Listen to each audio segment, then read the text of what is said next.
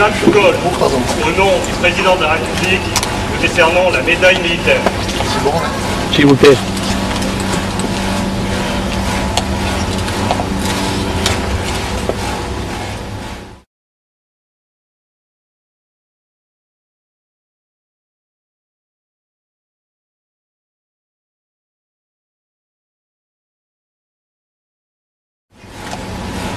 Monsieur Jean Chaput, au nom du président de la République, nous conférons la médaille militaire.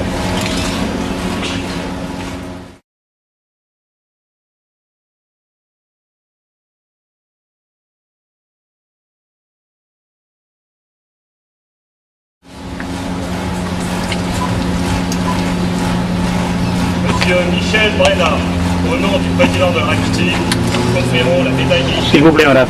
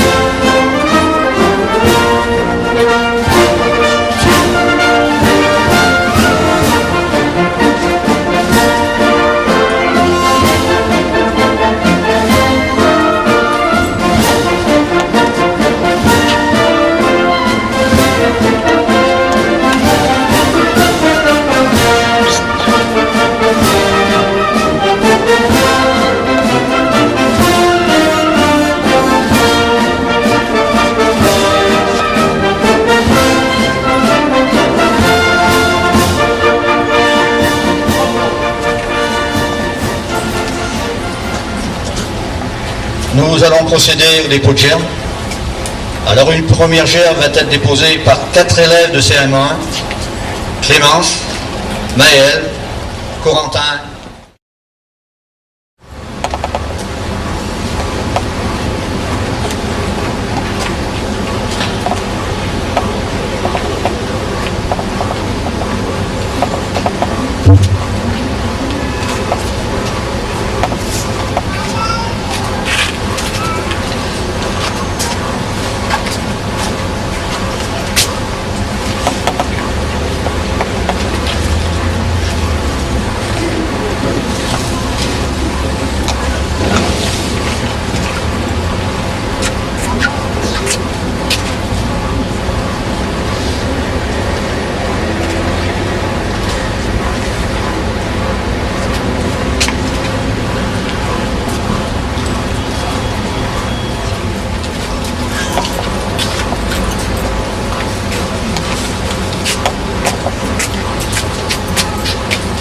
Mort.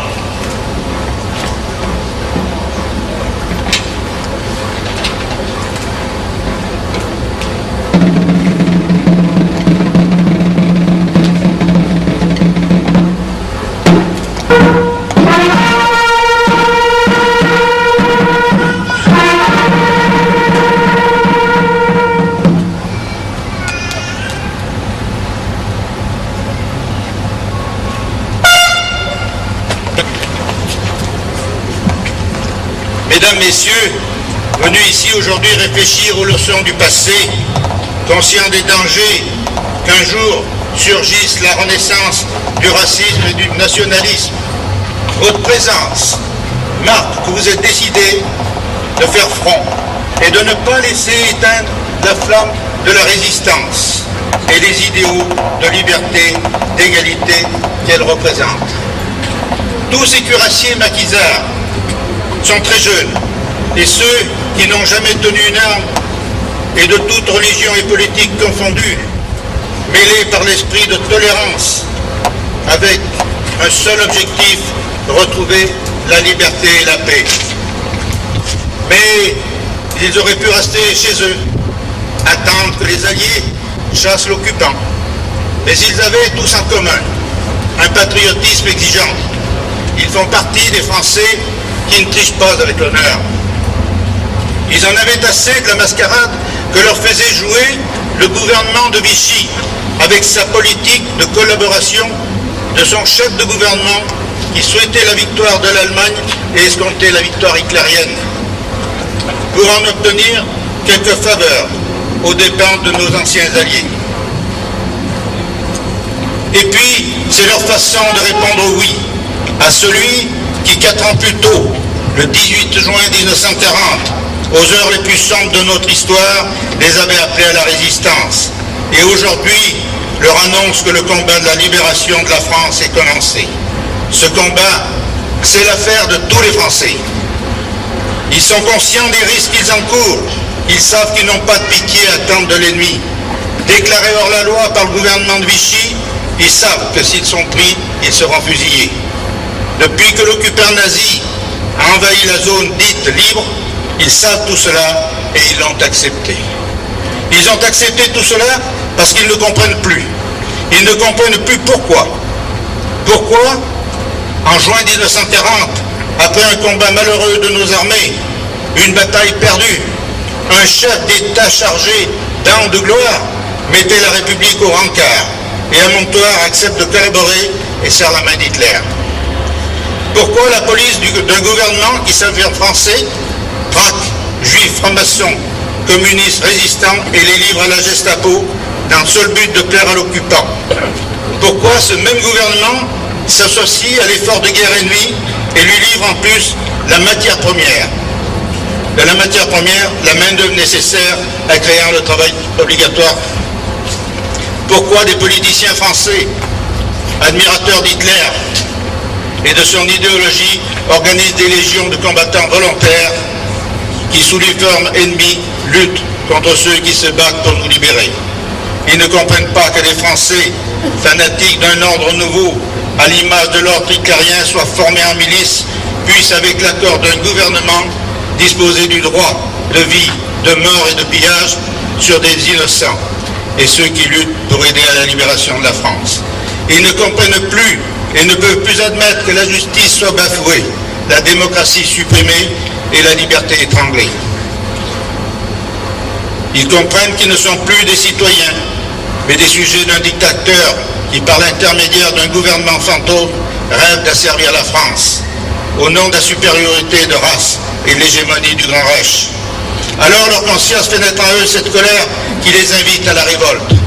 Ils rejettent Vichy et ses trahisons, ils rejettent Hitler et sa monstrueuse idéologie, ils rejettent le nazisme et le fascisme et ses administrateurs français.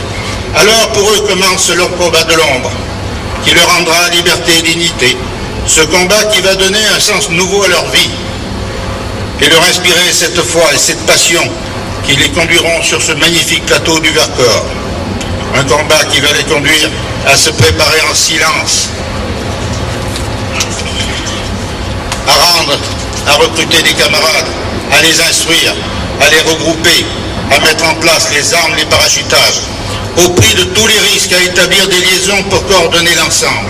Et pour nos chefs, responsables de cette préparation, il faut calmer les esprits, impatients, rattraper les négligences, éviter les erreurs, car dans une action, il ne faut pas peut entraîner la mort. Et vivre tous les jours dans l'angoisse, la peur et la dénonciation de l'arrestation, de la torture et des représailles envers les siens. C'est ainsi que le lieutenant Geyer, du 11e régiment de cuirassiers, en garnison à Lyon, quitte la caserne de la Pardieu, le 27 novembre 1942, en emportant l'étendard du régiment. Le 24 novembre 43, décembre 43, premier capitaine, il restera commandant militaire du Vercors jusqu'au 6 juin, où il passera cette responsabilité au colonel Huette dit Herlieu. Le 14 juillet, le 11e régiment de cuirassiers est officiellement reformé avec l'accord